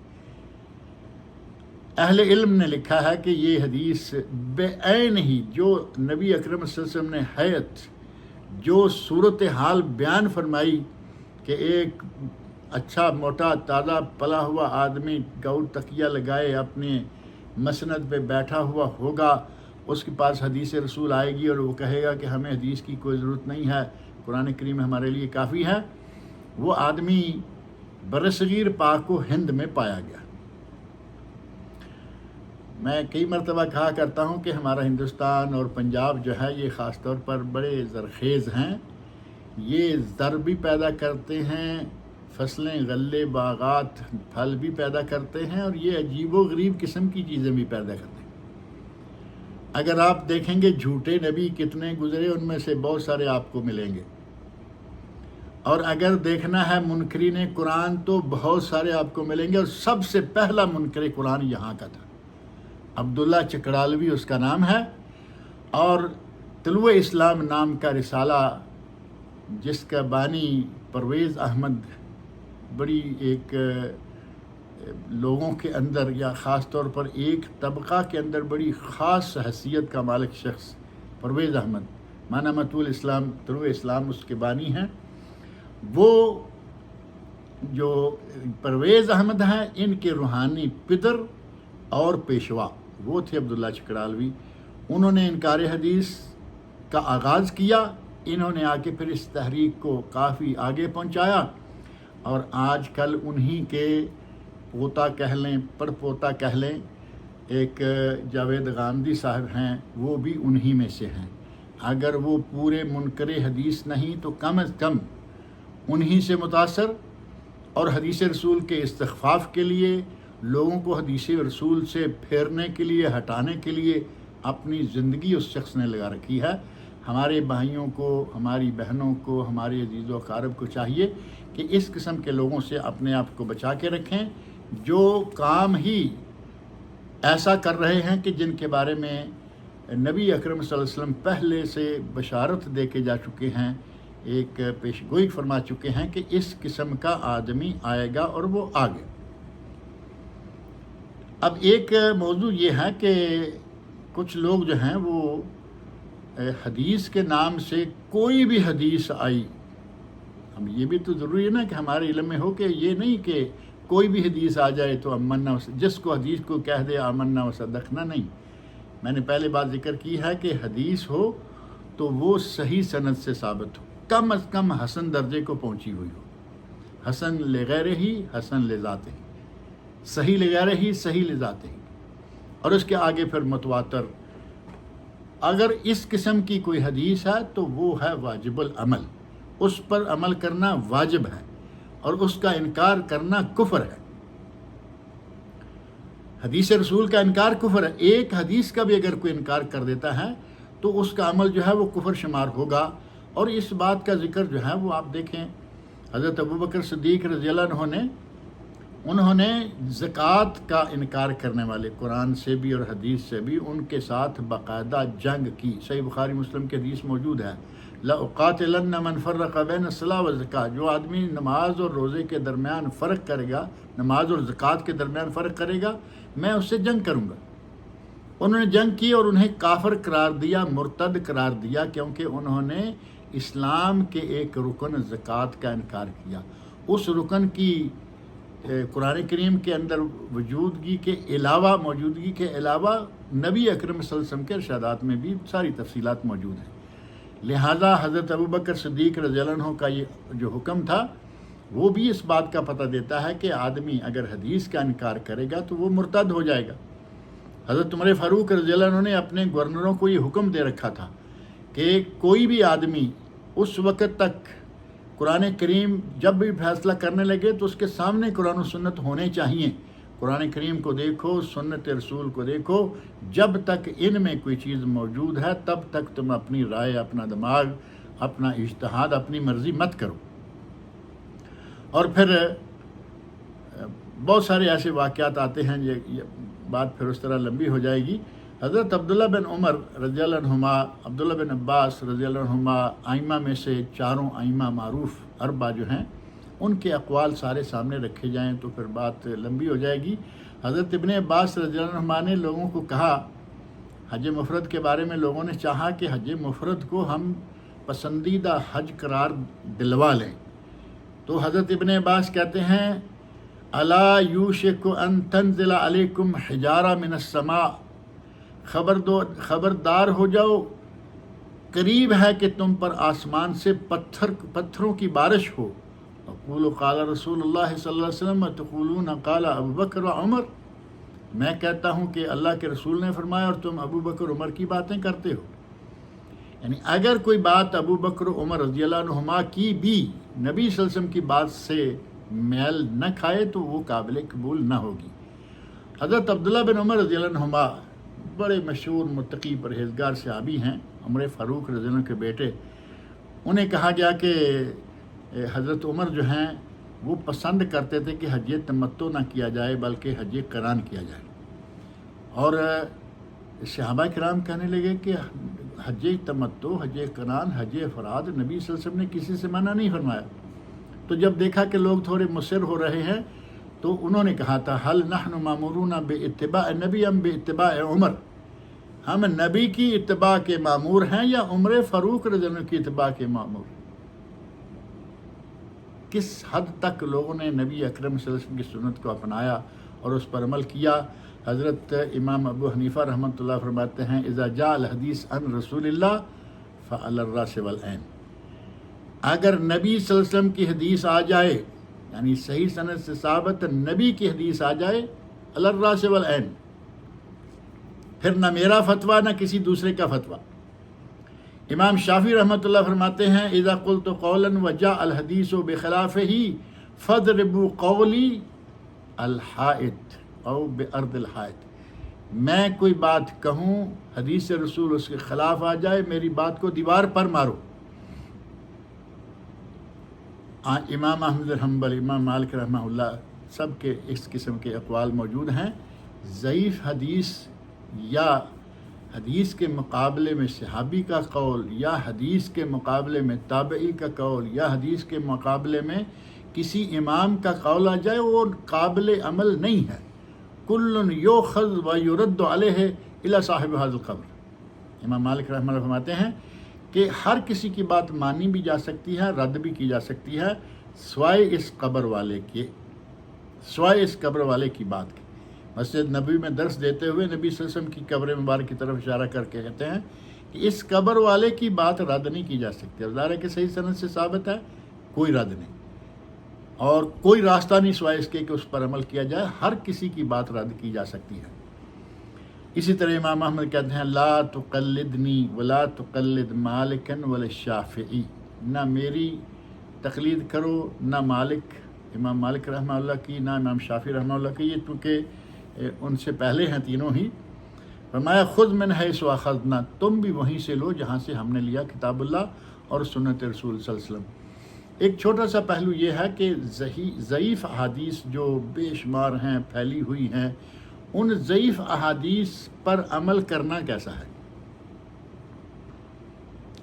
ضعیف احادیث پر عمل کریں گے تو کیا ہوگا؟ پہلی بات تو یہ ہے کہ الحمدللہ صحیح حسن، صحیح لذاتہ ہی حسن لذاتہ ہی، صحیح لغیرہ ہی حسن لغیرہ ہی، اور متواتر، یہ بہت ساری احادیث ہمارے پاس اتنی ہیں کہ الحمدللہ ہمیں ضعیف کی ضرورت ہی نہیں۔ لہذا عقیدہ ہو یا عمل ہو، کچھ بھی ہے، اس میں صرف صحیح اور حسن پہ عمل کریں، اسی میں ہمارے لیے خیر اور بہتری ہے۔ اگر ضعیف احادیث پہ جائیں گے جو بعض صحیح احادیث کے مقابلے میں آ جاتی ہیں، تو اس کے نتیجہ میں پھر آج ہمارے معاشرے میں جو بہت ساری خرافات پھیلی ہوئی ہیں اور بہت ساری بدعات کی ترویج و اشاعت ہو رہی ہے، ان کے پیچھے کوئی نہ کوئی ضعیف، کوئی منکر، کوئی لا اصل، کوئی باطل، کوئی نہ کوئی حدیث ہے۔ اب اس حدیث کو حدیث کیسے کہیں گے ہم جس کے ساتھ لا اصل، باطل، منکر، ضعیف جداً اور موضوع یعنی من گرد، اب اس کو حدیث میں شامل تو کر دیا گیا لیکن وہ اصلاً حدیث ہے ہی نہیں۔ لہذا ہمیں یہ دیکھنا چاہیے کہ اگر قابل عمل کوئی ہے تو وہ صحیح اور حسن، یہ دو ہیں، ورنہ پھر ضعیف کے نتیجہ میں امت خرافات میں کھو چکی ہے، امت خرافات میں کھوئی ہوئی ہے۔ اور ایک چھوٹی سی مثال میں ذکر کر کے میرے خیال بات کو چھوڑ دوں۔ ایک حدیث صحیح مسلم میں ہے، نبی اکرم صلی اللہ علیہ وسلم نے صلاۃ الاوابین کا وقت بتایا، اس میں صحیح مسلم، صلاۃ الاوابین حین ترمد الفصال، صلاۃ الاوابین کا وقت تب ہے جب اونٹ کے بچے کے پاؤں جلنے لگیں ریت پر، رمضا یرمزو ترمزو، جلنے لگیں۔ رمضان کے بارے میں بھی بعض علماء نے کہا کہ رمضان کو رمضان اس لیے کہا جاتا ہے کہ وہ گناہوں کو جلا دیتا ہے۔ رمضان کے لفظ میں یعنی اس کے لغوی معنی میں بھی گناہوں کا جلانا جو ہے اس کی طرف اشارہ موجود ہے۔ اس حدیث میں آپ نے فرمایا کہ جب اونٹ کے بچے کے پاؤں ریت پر جلنے لگیں، اب اونٹ اس کا پاؤں تو ظاہر نیچے سے اسٹیل کی طرح ہوگا، اس کو تو پرواہ نہیں، اسٹیل نہیں بلکہ کوئی اور چیز کہنی چاہیے جس کا اوپر گرمی نہ آنے پائے گی، وہ گرمی کو برداشت کر جاتا ہے، سخت ہو چکا ہوتا ہے، اور بچہ جو ہے اس کا پاؤں نیچے سے نرم ہے، جیسے ہی تھوڑی سی ریت گرم ہوگی اس کے پاؤں جو ہیں وہ جلنے شروع ہو جائیں گے، وہ تلاش کرے گا اس درخت کے نیچے اس جھاڑی کے پاس چلا جاؤں۔ اب یہ وقت کس نماز کے لیے بتایا گیا؟ صلاۃ الاوابین، اور صلاۃ الاوابین اسی کا نام ہے صلاۃ الضحیٰ، اور اسی کا نام ہے چاشت، نماز چاشت۔ چاشت فارسی اردو، ضحیٰ عربی، اور اوابین بھی عربی اور حدیث رسول کے اندر موجود۔ اب نبی اکرم صلی اللہ علیہ وسلم کی صحیح سند سے ثابت صحیح مسلم کی حدیث، صلاۃ الاوابین دوپہر سے ظہر کی نماز سے پہلے پہلے اور سورج کے تھوڑا گرم ہو جانے تک، یہ ہے اس کا وقت۔ ایک ضعیف حدیث میں آیا کہ یہ وقت جو ہے یہ مغرب عشاء کے درمیان۔ آپ دیکھیں گے کہ ہمارے یہاں جو عموماً پاکٹ سائز نماز کی کتابیں اور یہ وہ اس طرح کی کتابیں ہوتی ہیں، ان میں عموماً صلاۃ الاوابین کا وقت وہی لکھا ہوا ہے، مغرب عشاء کے درمیان 6 رکعتیں 8 رکعتیں یہ پڑھ لیں، جبکہ وہ وقت صحیح حدیث میں ثابت نہیں ہے۔ اوابین کی نماز پڑھنی ہے تو اس کا یہ وقت ہے، یعنی سورج کے تھوڑا سا گرم ہو جانے سے لے کے ظہر سے 15-20 منٹ پہلے تک۔ اسی طرح کوئی ایک نہیں، بہت ساری ضعیف حدیث ہیں جنہوں نے امت پر بہت ہی برے اثرات ڈالے ہیں، اور بہت ساری خرافات، بہت ساری بدعات، حتیٰ کہ شرکیہ امور تک لوگ چلے گئے انہی موضوع من گڑت اور ضعیف روایات پر عمل کرنے کے نتیجہ میں۔ ہمیں چاہیے کہ نبی اکرم صلی اللہ علیہ وسلم کی احادیث پڑھیں اور کوشش کریں کہ ہم مکس قسم کی احادیث میں نہ رہیں۔ علماء کرام مکس قسم کی احادیث پڑھتے ہیں، انہیں معلوم ہے یہ صحیح ہے، یہ ضعیف ہے، یہ صحیح ہے، یہ ضعیف ہے، یا کم از کم وہ کتابیں جن کتابوں میں صحیح ضعیف کی طرف باقاعدہ اشارہ موجود ہے، تخریج اور اس کی تحقیق موجود ہے کہ یہ حدیث ضعیف ہے، یہ حدیث صحیح ہے، یہ حدیث حسن ہے، اس طرح کی کتاب جو ہے وہ زیر مطالعہ رہنی چاہیے۔ جس کتاب میں یہ بات نہ ہو وہ عام آدمی کو مطالعہ میں نہیں رکھنی چاہیے، کیونکہ اس کے لیے پھر ساری حدیث ہے، اس کے لیے ہر چیز ایک ہی ہے۔ ایسا نہ ہو۔ بخاری مسلم کے بعد جتنی بھی کتابیں ہیں ان میں ضعیف حدیث موجود ہیں۔ بخاری مسلم کو اللہ رب العزت نے یہ مقام دیا ہے کہ قرآن کریم کے بعد روئے زمین پر اگر کوئی صحیح ترین کتاب ہے تو وہ صحیح بخاری ہے، اور اس کے بعد صحیح مسلم کا درجہ آتا ہے۔ تو صحیح احادیث جو ہیں اور حسن درجہ کی احادیث ہیں، ان سے ہمیں دین ملے گا، ان سے ہمیں شریعت ملے گی، ان سے ہمیں پتہ چلے گا کہ نبی اکرم صلی اللہ علیہ وسلم نے جن چیزوں پر چلنے کا اور جن چیزوں سے باز رہنے کا ہمیں حکم دیا ہے وہ کیا کیا ہے۔ لہٰذا ہماری زندگی کا نظام، ہماری پوری زندگی کی جو شعبہ عبادات ہے، شعبہ اخلاقیات ہے، شعبہ معاشیات ہے، حتیٰ کہ شعبہ سیاسیات ہے، کوئی بھی شعبہ ہے اس کے بارے میں ہمیں معلومات ملیں گی تو نبی اکرم صلی اللہ علیہ وسلم کی احادیث سے ملیں گی، نبی صلی اللہ علیہ وسلم کی سنت و ارشادات سے ملیں گی، آپ کی تقریرات سے ملیں گی، تقریری احادیث سے ملیں گی۔ لہذا صرف قرآن نہیں، قرآن کریم کے ساتھ حدیث رسول کو ہمیشہ رکھیں، اور اس کے بعد باری آتی ہے اجماع امت کی، اور یہاں 3 تک تو تقریباً اجماع ہے امت کا کہ یہ مصادر ہیں، اور پھر چوتھا مصدر آتا ہے قیاس کا یا اجتہاد کا۔ اگر سارے اصولوں کے مطابق، یعنی جو اصول ہیں ان سب کے مطابق صحیح قیاس اور صحیح اجتہاد ہو، قیاس مال فارق نہ ہو، اور اسی طرح اجتہاد جو ہے وہ کسی بے بنیاد بات پر نہ ہو، تو پھر وہ کچھ عمل کے لائق ہوگا، ورنہ نبی اکرم صلی اللہ علیہ وسلم کا ارشاد جو ہے وہ ان 2 کتابوں کے بارے میں معروف ہے۔ اور تیسرا صحابہ کرام، ترکت فیکم امرین، 2 چیزیں چھوڑ کے جا رہا ہوں، کتاب اللہ و سنتی، میری کتاب اور میری سنت، کتاب اللہ، اللہ کی کتاب اور میری سنت۔ فرمایا لن تضلوا، کبھی بھی گمراہ نہیں ہوگو اگر ان دونوں پہ رہو۔ اور دوسری میں علیکم بسنتی و سنت الخلفاء الراشدین المہدیین من بعدی، میری اور میرے خلفاء راشدین کی سنت پر عمل کرنا تم پر واجب ہے۔ اب اگر یہاں کی بات کہی جائے کہ امت میں جو اس وقت اتنا بڑا اختلاف بنا ہوا ہے اس کا حل کیا ہے، تو اس کا حل ہمارے مضمون کا نچوڑ یہی ہے کہ اگر سارے لوگ کتاب اللہ اور سنت رسول پر آ جائیں تو انشاءاللہ سارے اختلافات ختم ہو جائیں گے۔ بلکہ ایک جملہ مجھے بڑا اچھا لگا، ہمارے ایک فاضل نے کہا، اس نے کہا تفصیلی ہے لیکن اس کا میں صرف خلاصہ جملے میں لاتا ہوں کہ ساری کی ساری فقہیں، فقہ اہل حدیث، فقہ شافعی، فقہ مالکی، فقہ حنبلی، فقہ حنفی، ساری فقہیں چھوڑ دیتے ہیں اور کتاب اللہ سنت رسول کو لے لیتے ہیں. نہ کوئی اختلاف رہے گا، نہ تفرقہ بازی، نہ یہ طرح طرح کی جماعتیں، اور نہ یہ اور نہ وہ. اللہ رب العزت سے میری دعا ہے کہ وہ ہمیں کتاب اللہ کو سمجھنے، اپنانے اور اس پر عمل کرنے، اور نبی اکرم صلی اللہ علیہ وسلم کی سنت کو سمجھنے، اپنانے، حدیث کو سمجھنے، پڑھنے اور اپنانے کی توفیق عطا فرمائے. اللہ رب العزت ہمارے اس بیٹھنے کو، آپ لوگوں کے بیٹھنے کو قبول فرمائے اور ہمارے سب کے میزان حسنات میں سے جمع فرمائے. وما علینا الا البلاغ المبین.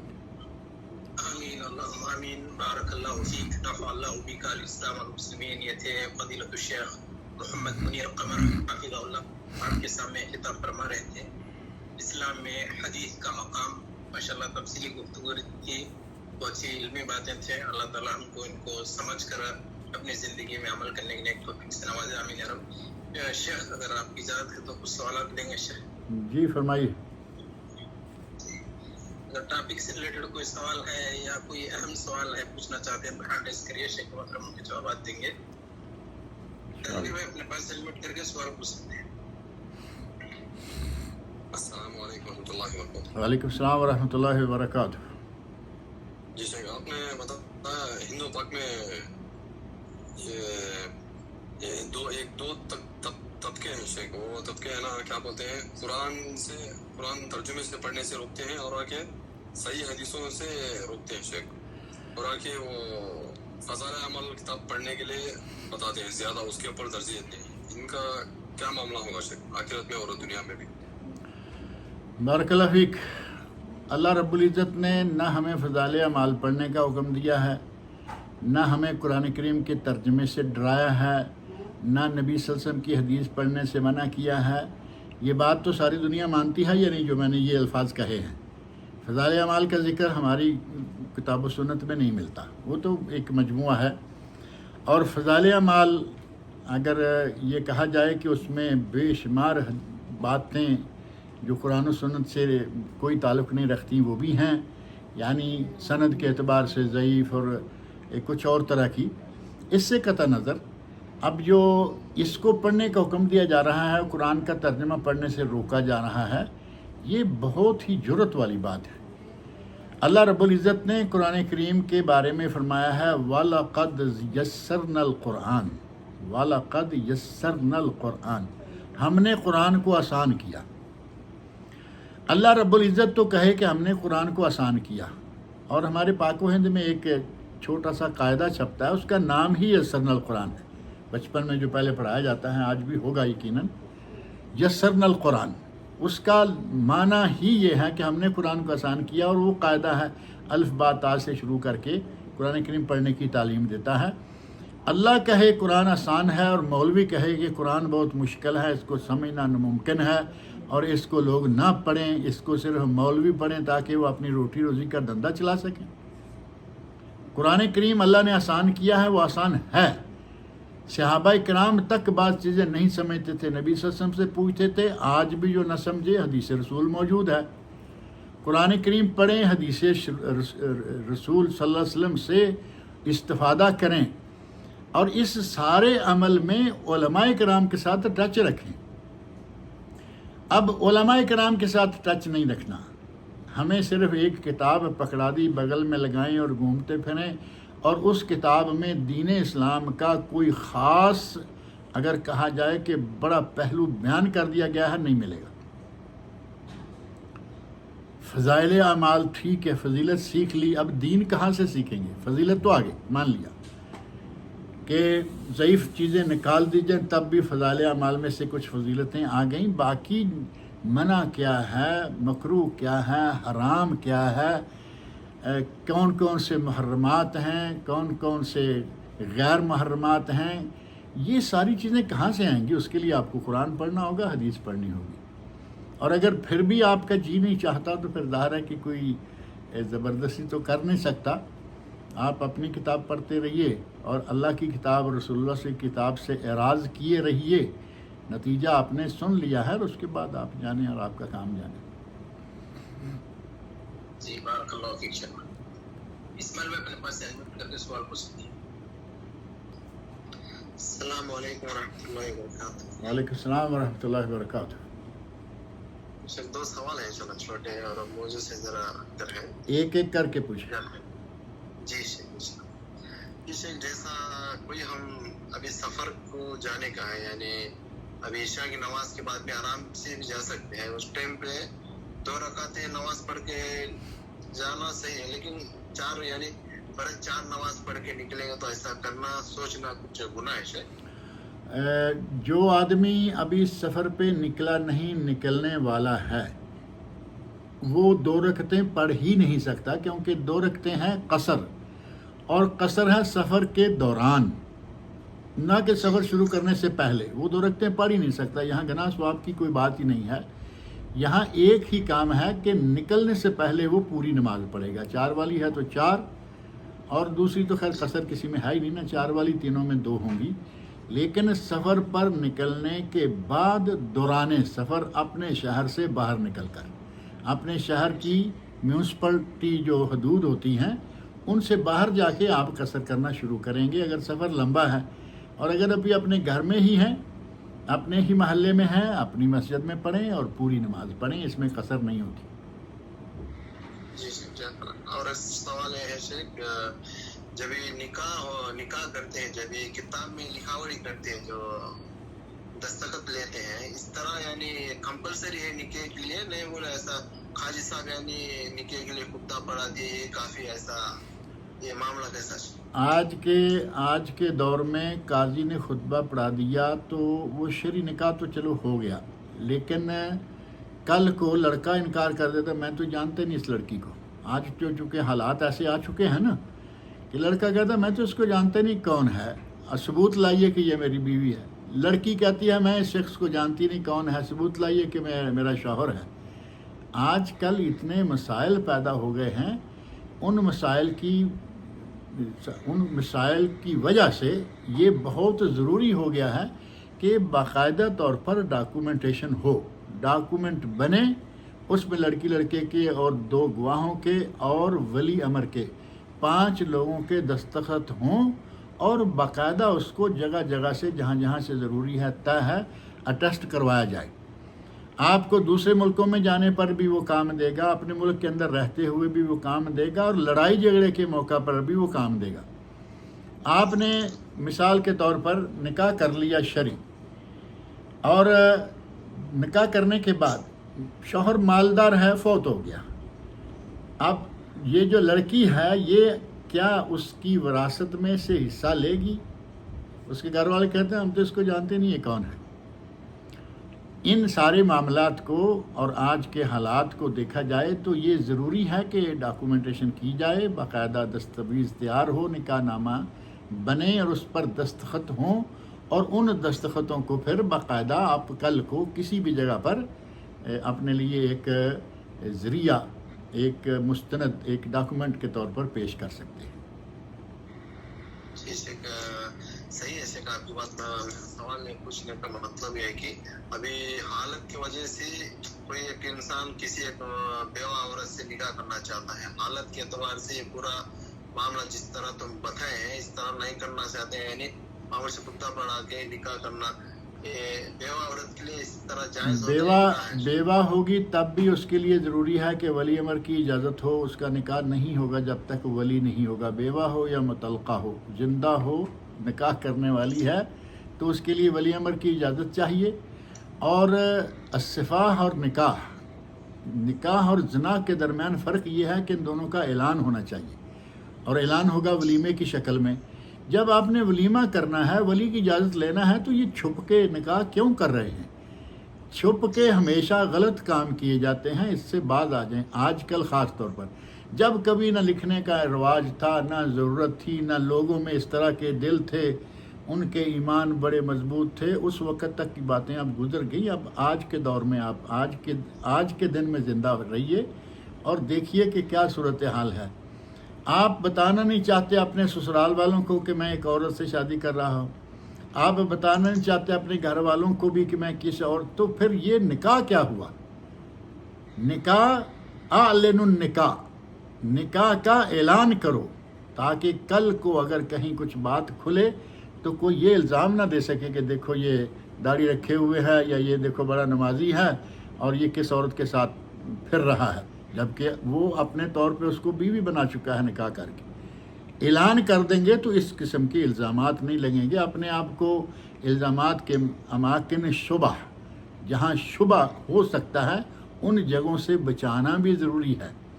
اور نبی صلی اللہ علیہ وسلم نے شاہ میں ہے الحلال بین والحرام بین، حلال واضح ہے، حرام واضح ہے، وبینہما امور مشتبہات، مشتبہ چیزیں، مشتبہ امور، لا یعلمہن کثیر من الناس، انہیں اکثر لوگ نہیں جانتے، فمن اتقى الشبہات فقد استبرأ لعرضہ ودینہ، جو شبہات سے بچ گیا وہ اپنا دین بھی محفوظ کر گیا اور اپنی آبرو بھی۔ یہ بے آبروئی کا سبب بن سکتا ہے بغیر اعلان کے نکاح کرنا، لہذا اس سے بچنا چاہیے۔ جزاک اللہ خیر۔ بارک اللہ فیک۔ اگر بچے بھائی اپنے پاس سے انمیوٹ کر کے سوال پوچھ سکتے ہیں، اس کے بعد ایک سوال لے کر مجلس ختم کریں گے انشاءاللہ۔ السلام علیکم ورحمۃ اللہ وبرکاتہ۔ وعلیکم السلام ورحمۃ اللہ وبرکاتہ۔ ایک میرے دوست نے کہا تھا کہ سگریٹ پینے سے اور گانے سننے سے وضو نہیں ٹوٹے گا بول رہا، کیا یہ بات صحیح ہے؟ ایک تو گانا سننے سے اور دوسرا سگریٹ پینے سے۔ گانا سننے سے وضو تو نہیں ٹوٹے گا، لیکن گناہ تو ہوگا یا نہیں ہوگا؟ اچھا، میں اسی لیے کہہ رہا ہوں نا کہ گناہ تو ہوگا نا، وضو نہیں ٹوٹا ٹھیک ہے، لیکن گناہ کرتے کرتے اب مسجد میں آ گیا ہے گناہ بخشوانے کے لیے، اللہ تعالیٰ اسے معاف کرے۔ اور جہاں تک تعلق ہے سگریٹ پینے کا، تو سگریٹ حرام ہے، سگریٹ حرام ہے۔ اور اگر یہ کہیں کہ حرام کا فتویٰ بڑا سخت ہے، تو جس نے سب سے نرم فتویٰ دیا اس نے اسے مکروہ قرار دیا، جائز اور حلال کسی نے نہیں کہا۔ اب نماز پڑھنے کے لیے آنا ہے اور آتے ہوئے آپ سگریٹ پی رہے ہیں اور مسجد کی سیڑھیوں پہ آ کے سگریٹ کو پاؤں کے نیچے اچھی طرح رگڑ رہے ہیں، اب رگڑنا کیا فائدہ دے گا؟ گھنٹہ بھر تو منہ سے بدبو نہیں جائے گی۔ اگر سگریٹ پینا ہے، حرام کام کرنا ہی کرنا ہے، تو نماز سے اتنا پہلے کرو کہ اس کے بعد مسواک، کچھ پاؤڈر، کچھ آج کل بہت ساری چیزیں نکل آئی ہیں کہ اس کو منہ میں ماریں تو سگریٹ کی بدبو کم ہو جائے گی۔ ختم تو اب یہ نہیں ہوگی چونکہ یہ تو اندر چلی گئی نا۔ نبی صلی اللہ علیہ وسلم نے لہسن کھا کر، کچا لہسن، کچا پیاز اور کچا گندنا یا مولی یا شلگم وغیرہ جن کی بدبو ہوتی ہے، فرمایا کہ جو آدمی یہ چیزیں کھائے وہ ہماری مسجد کے قریب نہ آئے۔ کیا یہ چیزیں حرام ہیں؟ کوئی آدمی نہیں کہے گا کہ یہ چیزیں حرام ہیں، یہ چیزیں حلال ہیں۔ یا ان کو کچا کھاؤ تو اتنا پہلے کھاؤ کہ منہ میں بدبو نہ رہے، اور اگر نماز سے تھوڑا پہلے کھانا پڑے تو پھر اس کو پکا کے روسٹ کر کے کھاؤ تاکہ اس کی بدبو رہے نہیں۔ اور اگر بدبو ہے تو آپ فرماتے ہیں کہ مسجد میں نہ آؤ۔ اور پھر یہاں تک فرمایا ان الملائکۃ تتعذی مما یتعذی منہ الانسان، مما یتعذی منہ الانسان، جس سے انسان کو اذیت پہنچتی ہے اس سے فرشتوں کو بھی اذیت پہنچتی ہے۔ اب اس کے منہ سے بدبو آ رہی ہے سگریٹ کی، اور یہ مسجد میں جا رہا ہے، دائیں بائیں ایک دو نمازی، دائیں ایک دو نمازی بائیں، وہ اذیت میں رہیں گے۔ اور کبھی کبھی ایسا ہوتا ہے کہ ایک دو تو اس وقت اذیت میں تھے، یہ جہاں نماز پڑھ کے گیا اور سجدے کے دوران اس کا جو کارپٹ پہ یا نیچے جو بھی کچھ ہے اس پہ جو سانس پڑ رہی ہے، یقین مانے کہ کبھی ایسا ہوا کہ اس جگہ پہ نماز پڑھنے کا اتفاق ہو گیا تو قے آنے کے قریب آ گئی۔ اب کس کس کو اذیت پہنچائیں گے اور کس کس کو آپ تکلیف دیں گے؟ فرشتوں کو تکلیف اور بندوں کو تکلیف، نمازیوں کو تکلیف۔ یہ وضو ٹوٹے یا نہ ٹوٹے، لیکن یہ اتنی بری چیز ہے کہ جس کو پینے کے بعد اب مسجد میں نہیں جا سکتے، وضو تمہارا کیا کرے گا؟ جی کمال سید بھیا انمیوٹ کر کے سوال پوچھ سکتے ہیں. ہلو السلام علیکم شیخ. وعلیکم السلام ورحمۃ اللہ وبرکاتہ.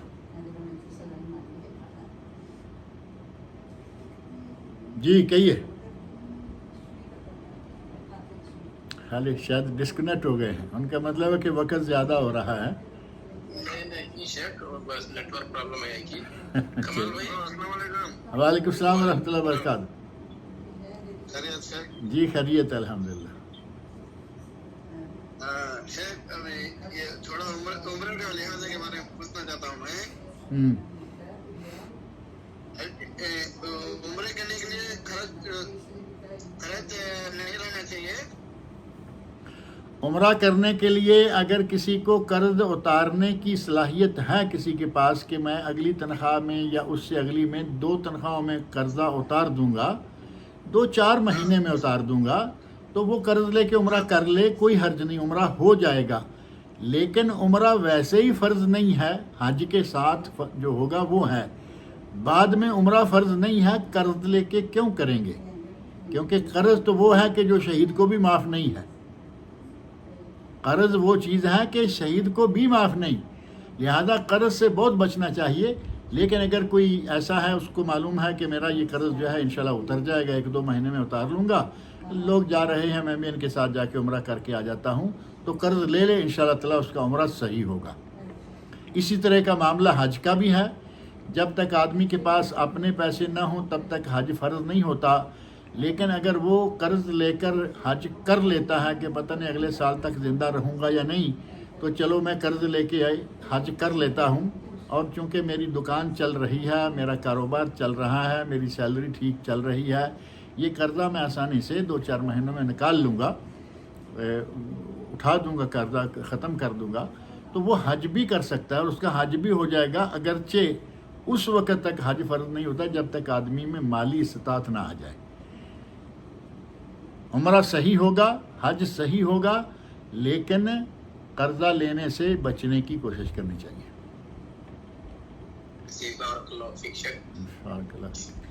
الحمدللہ، اللہ تبارک و تعالیٰ کا بے انتہا شکر ہے، آج کی مجلس کامیابی کے ساتھ اختتام کو پہنچی ہے. اللہ تبارک و تعالیٰ کے شکریہ کے بعد ہم فضیلت الشیخ محمد منیر قمر حافظہ اللہ کا ہماری ٹیم کی طرف سے شکریہ ادا کرتے ہیں. شیخ محترم نے اپنا قیمتی وقت ہم نوجوانوں کے لیے دیے ہیں. اللہ تعالیٰ کی جد و جہدوں کو، کوششوں کاوشوں کو ان کے لیے، ان کے گھر والوں کے ذخیرہ کے رزق کے ذریعہ بنائے. السلام علیکم ورحمۃ اللہ وبرکاتہ. وعلیکم السلام ورحمۃ اللہ وبرکاتہ.